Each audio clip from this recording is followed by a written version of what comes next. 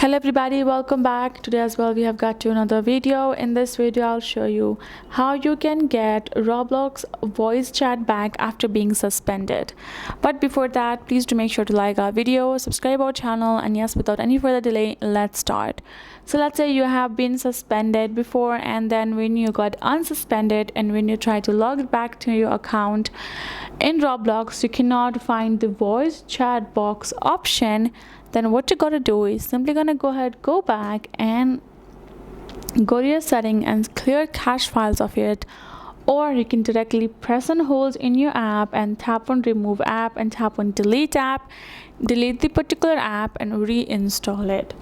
Sometimes since you has been suspended, some settings might be here and there, or an error occurs in your app itself while trying to play games or use it. So that's why you have to go to your Play Store and type in Roblox and reinstall your particular Roblox app so you can start using it without that particular problem. So do that, and this should help you out.